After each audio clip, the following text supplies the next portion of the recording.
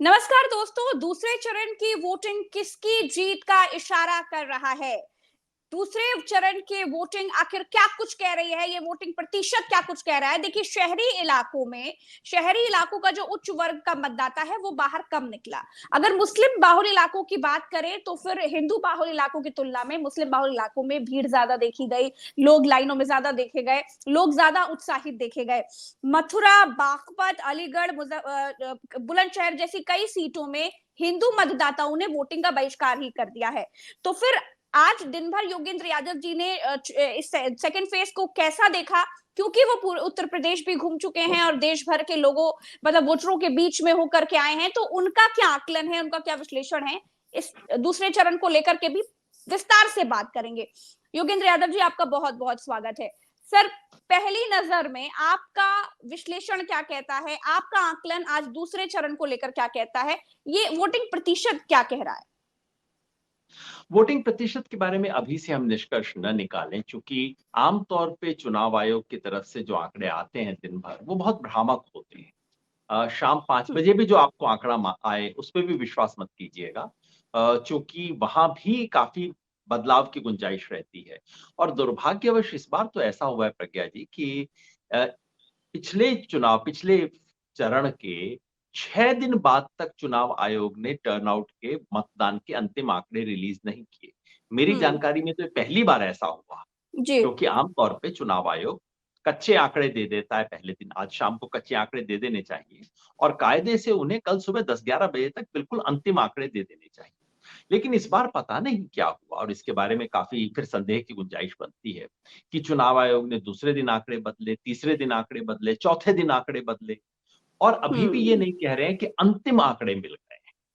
तो इससे जाहिर है इन सब चीजों से चुनाव आयोग की जो छवि है वो बहुत सुधरती नहीं है। खैर, ये सब बिल्कुल एक अलग विषय है। हम्म। हम्म। अ, अभी से जो आंकड़े आ रहे हैं, ये तो देखिए सदैव होता है कि गाजियाबाद, नोएडा में, बड़े शहरों में वोटिंग कम होती है। ये भारत की बिल्कुल स्टैंडर्ड चीज है। हम्म। बड़े शहरों में, इस देश में जो संपन्न हैं, जो बहुत पढ़े लिखे हैं, संपन्न हैं, वो लोग मतदान में विश्वास नहीं करते, वो बहुत कम मतदान करते हैं। और जो हम्म। गरीब है, जिसको लगता है कि सत्ता तक पहुंचने का मेरा एकमात्र जो इंस्ट्रूमेंट है, वो मेरा वोट है, तो वो लाइनों हम्म। में लग के वोट देता है। ये हमेशा होता है। तो इसको अ, वही कहानी अभी दोहराई जा रही है। इसमें कुछ विशेष हो ऐसा मुझे अभी तक दिखाई नहीं हम्म। दे रहा। अच्छा योगेंद्र जी, मैंने आपका एक्स पर एक ट्वीट पढ़ा जिसमें आपने लिखा है कि उत्तर प्रदेश में राजनीतिक भूचाल आ सकता है। आपने कहा कि 70 में 60 तो छोड़ दीजिए, 50 भी बड़ी गनीमत होगी, अगर आ जाए तो बहुत मुश्किल लग रहा है। जी प्रज्ञा जी, देखिए ये मैंने आज सुबह लिखा क्योंकि पिछले 3 दिन से मैं उत्तर प्रदेश में घूम रहा था। हाँ। शुरुआत की थी लखनऊ से। लखनऊ, बाराबांकी, मोहनलालगंज, उन्नाव होते हुए रायबरेली, अमेठी, फिर उधर से इलाहाबाद की तरफ मुड़े, प्रतापगढ़ होते हुए फूलपुर, इलाहाबाद और फिर वहां मिर्जापुर होते हुए बनारस तक का। तो ये हम्म। हमने कुल सफर तय किया। और इससे पहले पश्चिमी उत्तर प्रदेश के इलाकों में मैं ट्रेवल कर चुका था। जब हम्म। हमने ट्रैवल शुरू किया तब मुझे लग रहा था, सर्वे देखता था और सर्वे को मैं तो गंभीरता से लेता हूं क्योंकि मैं खुद एक जमाने में कर चुका हूं ये सब चीजें। जी। तो हम देख रहे थे कि सर्वे वाले कह रहे थे कि पिछली बार 64 थी, अब तो 74 हो जाएंगी, 70 पार होगी बीजेपी। तो मैंने कहा एक बार जांच लेते हैं जाके। हम्म। और मैंने पहली बार, पहले जब 2 दिन के लिए पश्चिमी उत्तर प्रदेश गया तो मैं सोच के आया, ना भाई ये तो कोई 2019 से बढ़ने वाली बात तो नहीं लग रही है। लेकिन मुझे लगा हम्म। कि पश्चिमी उत्तर प्रदेश है, विशेष स्थिति है, हो सकता है हमें पता ना हो। इसलिए पिछले 3 दिन से इसकी जांच बाकी मध्य और पूर्वी उत्तर प्रदेश की तरफ हम कर रहे थे। और हम्म। वो सब करने के बाद मैं दावे से कह सकता हूँ, मैं आमतौर पे कहता नहीं हूँ और इन चीजों के अंदर मैं थोड़ा सावधानी बरतता हूँ बहुत ज्यादा कहने में, क्योंकि मैंने खुद ये काम किया हुआ है और मूर्खता की बात करने का कोई फायदा नहीं। पहली बात तो जो मैंने पिछली बारी कही थी 1 सप्ताह पहले, कि हाँ। भाई 2019 से ऊपर जाने का तो कोई सवाल नहीं था। इस बार मैंने कहा, देखा कि 2019 तक भी पहुंचने का कोई सवाल नहीं होता इनका तो, क्योंकि बीजेपी के वोट गिर रहे हैं। हम्म। और मोटे तौर पे कहूं, हालांकि ये सीट बाय सीट विश्लेषण नहीं है, मेरा जो भी अनुमान होता है वोटों के आधार पे होता है कि वोट में स्विंग कितना है। वो पुरानी हम्म। मानसिकता मेरी अभी भी वही है कि वोटों में स्विंग में हम्म। देखने की कोशिश करता हूं। हम्म। और उस स्विंग के लिहाज से देखूं तो मुझे लगता है बीजेपी के लिए तो 50 सीट आने के लाले पड़ जाएंगे। आधार क्या है मैं समझा देता हूँ, ताकि ये देखिए कोई एग्जिट पोल नहीं है मेरी जेब के अंदर, कोई काला हम्म। जादू नहीं है। और प्रज्ञा जी, मैं आपके दर्शकों को कहना चाहूंगा कि जो चाहे मेरे इस मेथड का इस्तेमाल करके आप देख लीजिए, आप चेक कर हम्म। लीजिए कि मेरी बात सही है कि गलत है। कोई इसमें काला जादू नहीं है, आपको कोई सर्वे एक्सपर्ट बनने की जरूरत नहीं है। और ये सेफोलॉजिस्ट टाइप सी जो बातें हैं, वो इसमें कुछ भी जादू नहीं है, आप खुद कर सकते हैं। हमने क्या हम्म। किया, 5 दोस्त निकले, गांव-गांव गए, शहर में नहीं, हम्म। किसी नेता से बात नहीं की, किसी राजनीतिक कार्यकर्ता से बात नहीं की, किसी पत्रकार और बुद्धिजीवी से बात नहीं की। बिल्कुल साधारण लोगों से। तो गाँव गए, जिस गाँव का पता किया, अभी जहाँ मिक्स्ड पॉपुलेशन हो, सब तमाम जातियों के टोले जहाँ हों, वहाँ हम्म। गए। 5 लोग उतरे, 5 अलग दिशाओं में गए। आध पौन घंटा बात की लोगों से, वापस आए, पाँचों ने एक-दूसरे को बताया, मैंने निषाद मोहल्ले में गया था, मैंने ये सुना, अच्छा मैं तो कुर्मियों के मोहल्ले में था, मैंने ये बात की, अच्छा उधर पंडित जी टकरा गए थे, उनसे ये बात हुई, इत्यादि बता देते। तब तक दूसरी जगह पहुँच गए, वहाँ उतरे, वहाँ भी यही काम किया। तो सुबह से शाम तक 3 दिन हमने यही सब काम किया। हम्म। अगर बीजेपी 2019 से ऊपर जाए, तो क्या होना चाहिए? कब या कम से कम इतना तो होना चाहिए कि 2022 में जिन लोगों ने बीजेपी को वोट नहीं दिया, उनमें से कुछ लोग कहेंगे कि मैंने 2022 में तो नहीं दिया था, लेकिन अब लोकसभा का चुनाव है, अब मैं बीजेपी को वोट हाँ। दूँगा। हम्म। हमें 3 दिन में सैकड़ों लोगों से बात की, एक व्यक्ति मिला जिसने ऐसा कहा। उसकी अलग कहानी है, मैं कभी लिखूँगा, नेत्रहीन व्यक्ति था, उसकी एक अलग अपनी पीड़ा और कहानी है। अच्छा। एक व्यक्ति केवल मिला जिसने कहा कि मैं पिछली बार मैंने बीजेपी को वोट नहीं दिया था, लेकिन इस बार ज़रूर दूँगा। समाजवादी पार्टी और कांग्रेस का कोई ऐसा वोटर नहीं मिला जिसने पिछली बार इनमें से किसी को वोट दिया हो और जो अब पलट रहा। अच्छा। लेकिन जिन्होंने बीजेपी को वोट दिया, और यही हम्म। मैं चाहता हूँ आपके तमाम दर्शकों से कहता हूँ, आप जाके चेक कीजिए, गाँव देहात में चेक कीजिएगा, शहरी बाबुओं के पास मत जाइएगा, हैं। हम्म। अगर आप गाँव देहात में जाके देखें, हमने घूमा और हर 3 या 4 में से 1 व्यक्ति कहता हम्म। था कि मैंने पिछली बार बीजेपी को वोट दिया, लेकिन इस बार नहीं दूँगा बिल्कुल। हम्म। बीजेपी के 4 वोटर में से 1, हमें तो 3 में से 1 दिखाई दिया, लेकिन मैं कहता हूँ आप 4 में से 1 मान लीजिए, आप 5 में से 1 मान लीजिए। हम्म। वोटर कह रहा था कि पिछली बार बीजेपी को वोट दिया था, लेकिन इस बार नहीं दूँगा।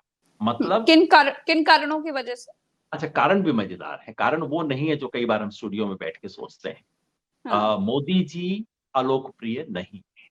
ऐसा लोगों ने हम्म। मोदी जी से कोई गुस्सा दिखाया हो, ऐसा हमें नहीं लगा। हम्म। उदासीनता सी थी। हाँ, हाँ, है, ठीक है, काम किया है। हम्म। योगी जी के बारे में गुस्सा नहीं है। दरअसल सच कहूँ तो योगी जी की पॉपुलैरिटी मोदी जी से थोड़ी-सी ज़्यादा है, जिससे मुझे हैरानी हुई, लेकिन ये उत्तर प्रदेश में है। हम्म। अ, और ऐसा नहीं था कि लोग कह रहे थे कि भाई फलाँ ऑपोज़िशन के लीडर के प्रति अचानक आस्था या स्नेह उमड़ आया है। लोग 3-4 बात कह रहे थे। पहला, हम्म। गाँव में जो आर्थिक स्थिति जितनी बदतर लोगों की है, बेरोज़गारी और महँगाई। महंगाई। हर व्यक्ति बेरोज़गारी, महँगाई और काम-धंधा मंदा है। किसी भी तरह का काम-धंधा कर रहे थे, मंदा है, स्थिति खराब है। हर हम्म। व्यक्ति की ये शिकायत। गाँव में किसान से पूछ लीजिए, छुट्टा जानवर, उसकी ये शिकायत। और एक मैंने नई बात जिसकी मैंने अपेक्षा नहीं की थी, 2 और बातें सुनी। हम्म। बीजेपी के एमपी से और बीजेपी के स्थानीय नेताओं से बुरी तरह से परेशान हैं। उनके अच्छा। प्रति गुस्सा, वहाँ केवल हम्म। उदासीनता नहीं है, उनके प्रति गुस्सा है। और गुस्सा है अ, जो स्थानीय करप्शन वगैरह हो रहा है उसके बारे में। और एक बात नहीं आई, वो ये कि बहुत लोगों ने कहा, साहब 10 साल हो गए, 2 पंचवर्षीय हो गए अब इनके, अब तो बदलना चाहिए, क्योंकि अगर हम्म। ये ना बदला, तो किसी ने मेरे को बड़ा सुंदर बताया कि साहब गाँव में देखिए मुखिया होता है, पहली बार आप उसको वोट दीजिए, डर-डर के 5 साल आपका काम करता है। दूसरी हम्म। बार वोट दे दीजिए, तो तब तक उसको भ्रष्टाचार के तरीके समझ आ जाते हैं, पैसा-वैसा कमाना शुरू कर देता है। हम्म। और अगर गलती से तीसरी बार आपने उसी को मुखिया चुन लिया, तो वो तो अपने आप को राजा समझने लग जाता है। वो तो हम्म। गुंडाई शुरू कर देता है। तो साहब 2 पंचवर्षीय हो गए, बहुत हो गया, बस अब इनके जाने का समय आ गया है। तो हम्म। परिवर्तन के प्रति लोगों ने मन बनाया हुआ है। और ये जो मैं 50, 60, 70 वाली गिनती कर रहा हूँ, उसका बड़ा साधारण सा आधार है और बहुत सिंपल गणित है, कोई बहुत हाँ। गहरी साइकोलॉजी नहीं है। वो ये है कि आप समझिए 3 में से 1 छोड़ दीजिए। अगर 5 में से 1 व्यक्ति जिसने बीजेपी को 2019 में वोट दिया था, वो व्यक्ति बीजेपी को छोड़ के मान लीजिए सपा और कांग्रेस को वोट दे देता है। बीजेपी के पास कितने थे पिछली बार? 51% वोट थे। 5 में से 1 अगर छिटक गया तो कितने बच गए? 10% हट गए ना, 41% हो गए। और उस 10% का मान लीजिए 7-8% अगर कांग्रेस और समाजवादी पार्टी को आ जाता है तो वो पहुंच गए 40-41 पे, वो पहुंच गए। और अगर दोनों का वोट प्रतिशत समान हो गया तो बीजेपी को कैसे 80 में से 50 सीट आएंगी, मुझे तो समझ नहीं आता। मैं तो उससे भी, और ये तो बिल्कुल कंजर्वेटिव हिसाब में आपको बता रहा हूं। तो ये और मैं आपको सीट बाय सीट नहीं बता सकता क्योंकि जो मैंने मेथड इस्तेमाल किया है वो मेथड में ये संभव नहीं है कि आप मुझसे पूछे अच्छा फूलपुर में क्या होगा, बता नहीं पाएंगे।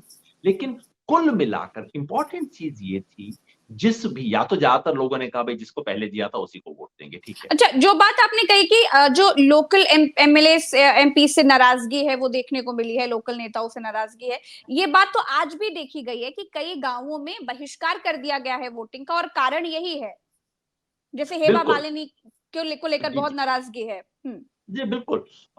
एमपी से है, कई जगह पे स्थानीय एमएलए जिसको अब 2 साल हो गए हैं उसके प्रति बहुत नाराजगी है। सीट अगर अच्छा। बीजेपी ने टिकट बदल भी दिया है तो लोकल एमएलए से बड़ी नाराजगी है। कुल मिला के अच्छा, ये है कि ये तंत्र जो बन गया है बीजेपी तो जो वाला, मोदी के इस नाम तंत्र पर में वोट मिल अप्रोच जाया नहीं है। करता था वो नहीं दिख रहा कहीं पर आपको? वही इंपॉर्टेंट बात है प्रज्ञा जी, हाँ। क्योंकि ये बारीक बात है समझने की। ऐसा हाँ। नहीं है कि लोग जाते ही मोदी जी के खिलाफ बोलना शुरू कर दें, ऐसा नहीं बोलते हैं, अभी भी नहीं बोलते हैं। ये जो बीजेपी ने जो कुछ उनके इर्द गिर्द बनाया है एक पूरा महिमा मंडल, हम्म। वो हम्म। खत्म नहीं हुआ है। लेकिन लोग कहते हैं हाँ हाँ वो हैं, ठीक है, लेकिन बहुत समय हो गया। पहले जो होता था ना कि बस आप कोई भी, आप महंगाई कहिए, आप बेरोजगारी कहिए और जवाब था मोदी मोदी, बस उसके बाद कोई चर्चा की गुंजाइश नहीं बचती थी।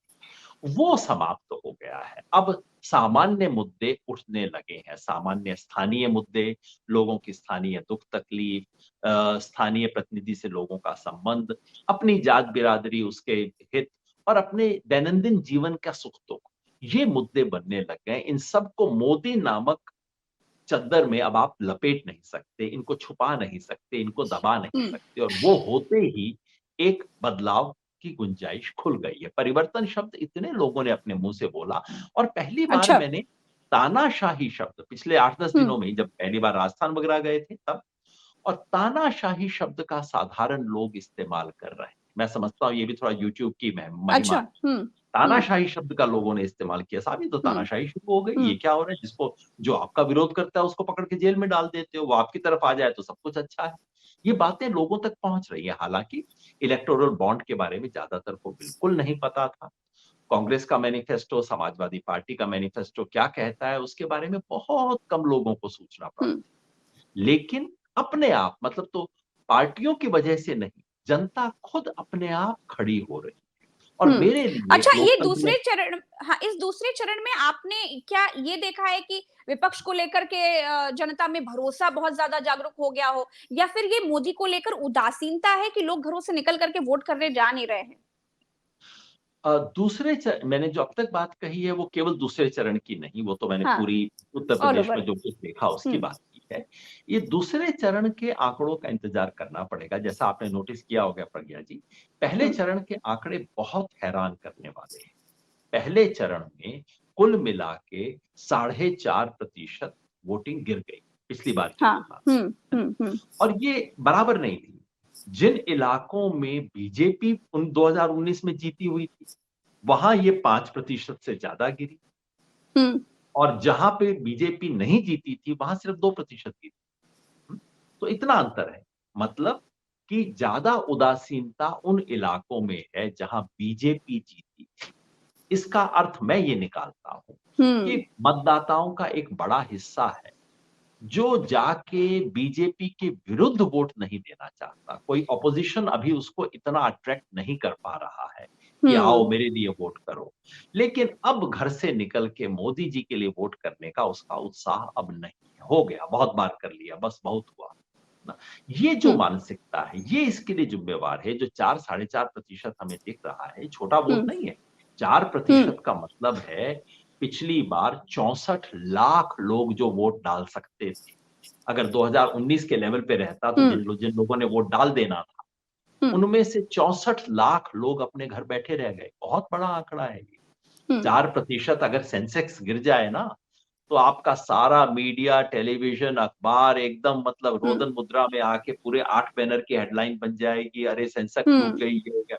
4% बहुत बड़ा आंकड़ा होता है, वो गिरा है। इसलिए आज हमें देखना है, क्या आज वैसा ही कुछ हम देखते हैं? और खास तौर पे केरला के बाहर, केरला का एक अपना हाँ। स्टाइल है, वहाँ अच्छा है, अच्छी वोटिंग होगी ही होगी। उसे वो केरला का मामला है। केरला के बाहर जो इलाके जहाँ हो रहे हैं मतदान आज, क्योंकि तमाम इलाकों में हो रहा है, मेरी निगाह कर्नाटका में रहेगी आज, महाराष्ट्र में, मध्य प्रदेश में, उत्तर प्रदेश, बिहार और आधा राजस्थान, इन सब में वोटिंग आज हो रही है। और आप होकर के यहाँ भी आए हैं, राजस्थान भी जी, होकर के आए हैं और तमाम और राज्य में भी होकर आए हैं, तो जी, आपका आकलन क्या? राजस्थान हाँ, जी, आकलन क्या है? राजस्थान में 25 में से 12 सीट पिछली बार गई थी, 13 सीट आज जा रही है चुनाव। अच्छा। हाँ। 12 सीट जो गई थी इस पहले फेज में, उसके बारे में तो मैंने कहा था कि भाई इस 12 में से तो आधी सीट जीतना बीजेपी के लिए दिक्कत का काम हो जाएगा, ये पूरे पूर्वोत्तर राजस्थान में। आज वाली सीटें जो हैं वो बीजेपी के लिए थोड़ा ज्यादा मुफीद, बीजेपी के लिए बेहतर सीटें हैं जहां आज हो रहा है। उसमें से कुछ इलाके हैं जो बीजेपी के बहुत गढ़ वाले इलाके हैं, जहां हाँ, वो हाँ। टिकी हुई थी। लेकिन आज भी कम से कम इन 13 में से 4-5 सीटों पर दिक्कत में है बीजेपी। और राजस्थान में ये हो जहां 2014 में 25 में से 25 सीट जीती थी, 2019 में से 24 जमा 1 25, वहां पे भी 25 का हिसाब हो गया था। वहां अगर अपने स्ट्रॉन्ग होल्ड में बीजेपी 4-5 सीट में संकट में है, अ, बाड़मेर की खबर है, बांसवाड़ा की खबर है, जोधपुर की खबर है, ऐसे तमाम इलाके हैं जहां हाँ। बीजेपी इस वक्त संकट में है। तो हुँ, इसका मतलब है कि ये बड़ा ट्रेंड है।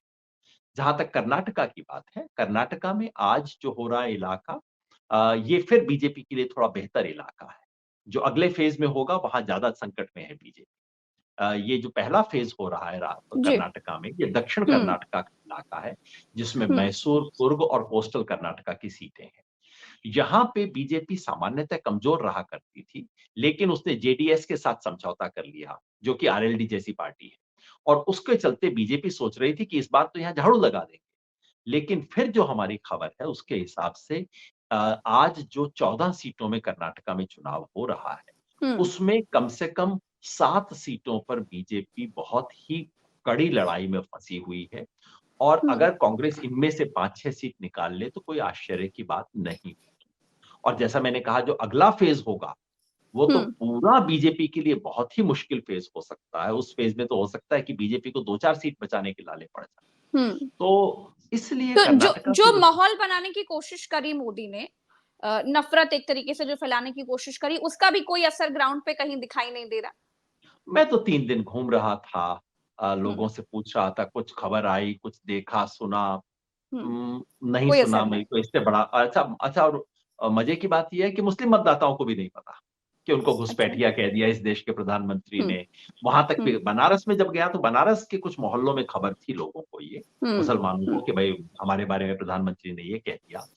बाकी देखिए बहुत बड़ा देश है, यहाँ खबरें और ये सब पहुंचते-पहुंचते, रिश्ते-रिश्ते बहुत टाइम लगता है। और हुँ, वैसे भी प्रधानमंत्री इस वक्त जो कह रहे हैं, मैं समझता हूँ बीजेपी का समर्थक भी उसे इतनी गंभीरता से नहीं ले रहा। वो मान रहा है कि हाँ, चुनाव लड़ने के लिए हर बार कुछ बोल दिया करते हैं, ऐसा कुछ चल हुँ, रहा होगा। हुँ, तो ये जो माहौल टीवी के पर्दे पे दिखाई देता है, ये इस देश के गाँव देहात में नहीं है और शुक्र है भगवान का कि नहीं। हुँ। सर, जैसे राजस्थान में ये बीजेपी के जिलाध्यक्ष ने कहा कि बहुत बुरी हालत है, तो हम तो खैर राजस्थान गए नहीं, लेकिन आप तो होकर के आए हैं, तो क्या इतनी ज़्यादा बुरी हालत है कि इस बार जी एकदम ही देखिए, गले तक फांस अटकी हुई है? देखिए मजे की बात ये है कि बीजेपी ने अभी हाल ही में वहां चुनाव जीता है। 4 महीने हाँ, पहले बीजेपी बिल्कुल, ने हाँ। राजस्थान में चुनाव जीता है। हुँ, तो जाहिर है बीजेपी की स्थिति अच्छी होनी चाहिए थी और सामान्यतः हुँ, लोग मान रहे थे कि अगर राजस्थान में बीजेपी जब चुनाव हारने के बाद 25 में से 25 सीट बीजेपी जीत सकती बिल्कुल, थी, हाँ। तो जीतने के बाद तो ये एवरेस्ट पे झंडा ही गाड़ के आएंगे। हाँ, हाँ। लेकिन जब जमीन पे हम गए, इतना हैरान हुआ मैं। पहली बात, मुख्यमंत्री को कोई नहीं पहचानता। आज भी गाँव अच्छा। में आप पूछ हुँ, लीजिए तो लोग मुख्यमंत्री गहलोत जी का नाम लेते हैं, जो बीजेपी के मुख्यमंत्री हैं उसका नाम कोई नहीं जानता है। क्योंकि हुँ, बीजेपी ने खुद अपने बड़े लोगों को ध्वस्त कर दिया वहाँ। दूसरा, बीजेपी ने टिकट जिस तरीके से बाँटे, उसमें ऐसा लगा कि इन्हें तो विश्वास था कि भाई किसी भी गधे घोड़े को खड़ा कर दो, कोई खंबा भी हाँ। खड़ा कर देंगे तो वो जीत जाएगा। इस आत्मविश्वास से बांटे और वो चीजें इनके गले की फांस बन गई है बीजेपी के लिए। और तीसरा जो राजस्थान के समुदाय हैं, जो कृषि समुदाय हैं, हम्म। जाट समुदाय है, गुज्जर समुदाय है, मीणा समुदाय है, यादव है, ये सब राजस्थान के उस इलाके के प्रमुख अ, खेतीहर समुदाय। वो सब समुदाय एक तरह से बीजेपी से उखड़े हुए हैं किसान आंदोलन के बाद से। तो हम्म। इन सब का क्यूमुलेटिव असर दिखाई दे रहा था। तो एक बात तो तय है, और ये सब चीजें फिर मैं सामान्यतः नहीं कहता हूं, हम्म। ये 25 में से 25 राजस्थान में लेने की जो बात सर्वे लोग कर कह रहे रहे हैं थे, झाड़ू लगा देंगे। बिल्कुल। सवाल ही नहीं होता। मैंने 25 साल ये काम किया है हम्म। और मैं जानता हूं किन चीजों में चुपचाप से सर्वे के सामने सर झुकाना चाहिए और हम्म। कहां प्रश्न उठाना चाहिए। ये प्रश्न और मैं हम यहाँ पे रहेंगे, आप भी रहेंगी, मैं भी हम्म। रहूंगा, हम्म। परिणाम भी आएंगे। राजस्थान में 25 में से 25 आ जाएं तो इसका मतलब है कि फिर मुझे अपने चश्मे-वश्मे बदलने की जरूरत है, फिर किसी और ही दुनिया में हम घूम रहे हैं। हम्म। सवाल ही नहीं होता राजस्थान में ऐसा ओवरऑल होना। ओवरऑल दूसरा चरण क्या कह रहा है? ओवरऑल दूसरे चरण में बीजेपी को एडवांटेज ये था कि बीजेपी की सीटें इस चरण में, पहले चरण में बराबरी थी दोनों, हम्म। इस चरण में बीजेपी का स्टार्टिंग पॉइंट बहुत अच्छा था। बीजेपी के पास 64 सीटें हैं, जबकि ऑपोजिशन के पास इस चरण में मुश्किल से 24 सीट। हम्म। लेकिन यही दिक्कत है, यही बीजेपी की गले की फांस है कि उसके पास इतनी सीटें हैं डिफेंड करने को कि हम्म। बीजेपी को उनको डिफेंड करना लगभग असंभव है। ये वो चरण है जहां बीजेपी लूज ही लूज कर सकती है, गेन कर नहीं सकती, क्योंकि अच्छा। गेन करने के लिए हम्म। बीजेपी को केरला से सीट लेनी पड़ेगी। हम्म। केरला में अगर एक भी आ गई, बीजेपी कई बरसों से पहली सीट का बोनी होने का इंतजार कर रही है, हम्म। तो हुआ ज्यादा, बहुत बड़ा तीर मार दिया तो एक सीट बीजेपी को आ जाएगी। तो जो ऑपोजिशन के पास 24 है वहां बीजेपी सेंध मार नहीं सकती, और जो बीजेपी की है वो काफी वल्नरेबल है। तो इसमें बीजेपी को 10-20 सीट का नुकसान हो सकता है आज के मतदान में, और यही बीजेपी हम्म। की चिंता है। तो मुझे लगता है कि इस दूसरे चरण के बाद बीजेपी हम्म। की चिंता पहले से ज्यादा बढ़ेगी और हम्म। प्रधानमंत्री के बयान हो सकता है पहले से और ज्यादा जहरीले हो जाएं। और जो तमाम लोग जो अखबार न्यूज़ पढ़ते हम्म। हैं, जो लोग हम्म। दिल्ली की गलियारों की खबर रखते हैं, मैं तो रखता नहीं हूँ। जो लोग खबर रखते हैं वो कहते हैं कि नहीं, मामला सिर्फ भाषण तक नहीं रहेगा, उससे भी बड़ी हम्म। चीज़ की जा सकती है। ऐसे कयास, अंदाज और शंका जताई जा रही है, मैं इसके बारे में जानता नहीं हूँ। हम्म। लेकिन दूसरे फेज़ के बाद बीजेपी की हम्म। चिंता बढ़ रही है और हो ये रहा है कि हम्म। जैसे-जैसे चुनाव आगे बढ़ रहा है, बीजेपी के लिए दिक्कत बढ़ती जा रही है। जैसे मैंने कहा, राजस्थान का जो सेकंड फेज था, शुरू में लोग कहते थे जो कुछ ऑपोजिशन ने करना है फर्स्ट फेज में ही कर सकता है, सेकंड फेज तो उनके लिए है ही नहीं, सेकंड फेज तो पूरा बीजेपी का। हाँ। हाँ, बिल्कुल ये लेकिन कहा गया। चुनाव जब नजदीक आ गया, तो अब लग रहा है कि नहीं, ये सेकंड फेज भी फंस रहा है बीजेपी के लिए, वहां भी 4-5 सीट अटकी हुई। अच्छा, जो राजपूतों की नाराजगी, जाटों की नाराजगी और त्यागी समाज की नाराजगी, ये जो नाराजगी कही जा रही है, आपने जमीन पर क्या देखा? आप तो वोटरों के बीच उठे उठ बैठ करके आए हैं, उनके साथ समय बिता कर आए हैं, तो क्या वोटरों में भी है ये वाकई दिख रहा है ग्राउंड पर? देखिए, जाट की नाराजगी आपको उत्तर प्रदेश में उस तरह से दिखाई नहीं देती, क्योंकि वो तो जयंत चौधरी चले गए। अब तो सिर्फ ये जाटों की नाराजगी कई बार जयंत चौधरी से है, ये क्या कर दिया तुमने, लेकिन ये सर, करने का आरएलडी और काम था। बीजेपी की लड़ाई अब खुलकर सामने आ गई है। दूसरा जी, चरण है और उसके पहले ही दिख रहा है कि तो भाव नहीं देते बीजेपी के लोग। जी, तो उत्तर प्रदेश में जो मामला है वो बड़ा अलग है, राजस्थान हाँ। और हरियाणा की तुलना में। राजस्थान और ठीक बात। हरियाणा का जाट तो खुल के बीजेपी के खिलाफ खड़ा हुआ है कि इनकी खाट खड़ी हम्म। करेंगे। उत्तर हम्म। प्रदेश का जाट जो है वो जयंत चौधरी के पास पाला पलटने की वजह से काफी असमंजस में है। और अब तो लगता अच्छा। है कि जयंत चौधरी खुद असमंजस में है कि भाई मेरी हम्म। यहाँ जगह भी है भी कि नहीं है, क्योंकि ये मेरे को सच बात, ये मुझे पहले दिन से यही संदेह था कि जा तो रहे हैं बीजेपी के साथ, ये अपनी पगड़ी बचा पाएंगे या नहीं, इसके बारे में मेरे मन में काफी संदेह था और काफी वो भी था। और खेल वही शुरू हो रहा है, और बीजेपी का तो हम्म। पुराना इतिहास है, देखिए दुष्यंत चौटाला के साथ क्या किया इन्होंने। हम्म। हम्म। अ, हम्म। करना तो यही है, सबको पता है। तो हम्म। अब सवाल ये है कि, और आज का जो काफी हिस्सा है वो ऐसा है जहां जयंत, देखिए सिंपल बात ये है, अगर जयंत चौधरी कांग्रेस और सपा के साथ रहते तो 2022 के चुनाव के परिणाम के आधार पर ये आज जो 8 सीट हो रही हैं, इस 8 में कांग्रेस, सपा और आरएलडी का पलड़ा भारी रहता। इतनी अच्छा। स्पष्ट चीज। उधर से पलट के गए बीजेपी में ये सोच के कि भाई बीजेपी में जाऊंगा, शायद उन्होंने भी सर्वे वालों पे ज्यादा विश्वास कर लिया। मैं कहता रहता हूँ इतना विश्वास ना कीजिए। रवीश कुमार कहते हैं टीवी ना देखिए, और मैं कहता हूँ कि सर्वे पे इतना विश्वास मत किया कीजिए, और उन्होंने कर हम्म लिया। तो हम्म उन्होंने सोचा कि बीजेपी में जाऊंगा तो कम से कम 1-2 सीट तो बच जाएंगी।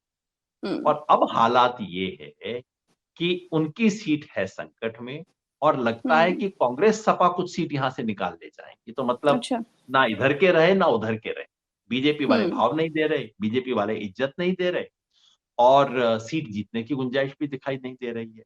हम्म तो और ऐसा होता है राजनीति में, जब आप इस तरह के काम करते हैं तो कई बार ये रहता है ना घर के रहे ना घाट के रहे, ऐसी स्थिति आ हम्म। रही है वहां। और ये भी बात कही जा रही है कि राजपूत समाज जो कि बीजेपी का कोर वोटर है वो भी बीजेपी से कुछ छिटक रहा है, दूर जा रहा है, नाराज है। गुजरात से जो अलग अलग प्रकरण जगह शुरू अलग हुआ। अलग स्थिति है। उत्तर प्रदेश के जो अपना गाजियाबाद और यहाँ से सटा हुआ इलाका है, यहाँ नाराजगी की वजह ये है कि वीके सिंह को टिकट नहीं मिला है। टिकट कट गया। उत्तर प्रदेश में एक और बात मैंने सुनी बहुत लोगों में पहली बार, वो हाँ ये कि अरे इन्होंने तो शिवराज सिंह चौहान को निकाल दिया, इन्होंने वसुंधरा राजे को हटा दिया, इसका मतलब है कल को योगी जी के साथ भी यही करेंगे। अच्छा। तो ये जो है, ये राजपूत समाज में उत्तर प्रदेश में ये है कि भाई हम्म ये तो लगता है किसी भी दिन योगी जी का नंबर भी लगा देंगे। तो इसको लेके उनके मन में संदेह है। राजस्थान में ऐसी राजपूत समाज की नाराजगी बड़े पैमाने पर हो मुझे दिखाई नहीं दी। तो योगी बाड़मेर ने में जो जो बड़ी भरा वो बड़ी एक अलग रैलियां की करी समस्या सर उसका कोई असर नहीं, योगी ने मनाने की कोशिश भी की कई बार। की हो, लेकिन जो अभी तक उत्तर प्रदेश के सामान्य वोटर को जो योगी जी को पसंद करता है, हाँ हाँ। उसके मन में ये नहीं है कि ये योगी जी का चुनाव है, ये अच्छा। मोदी जी वाला चुनाव है। और उत्तर प्रदेश हम्म के काफी मतदाता एक तरह से अब अंतर करते हैं कि योगी जी में, और जैसे मैंने पहले भी कहा, हम्म योगी हो सकता है 2-4 डिग्री ज्यादा पॉपुलर हो मोदी जी की तुलना में, हम्म और खास तौर पे किस आधार राजपूत पर? समाज के मन में तो किस संदेह है। आधार पर सर? आधार इन चीजों का जानना कठिन है, क्योंकि देखिए मेरे लिए हाँ। कठिन इसलिए है कि मैं तो दोनों चीजों पे हैरान होता हूँ। हम्म मोदी जी को की तारीफ में लोग एक बात कहते हैं कि भाई इन्होंने राशन दिलवाया। अब अच्छा। ये कानून पास कांग्रेस ने किया था, किसी को पता नहीं है, क्योंकि भाई थैले पे जिसकी मोहर हम्म छपी होगी, जिसका फोटो छपी होगी, वो कहते हैं। हम्म योगी जी को लोग दो चीज के लिए तारीफ करते हैं। हम्म पहला ये कि गुंडागर्दी समाप्त की। अच्छा। ये जो एक छवि बनी समाजवादी पार्टी के बारे में कि उनके राज के दौरान कानून हम्म सुरक्षा की स्थिति बेहद खराब थी।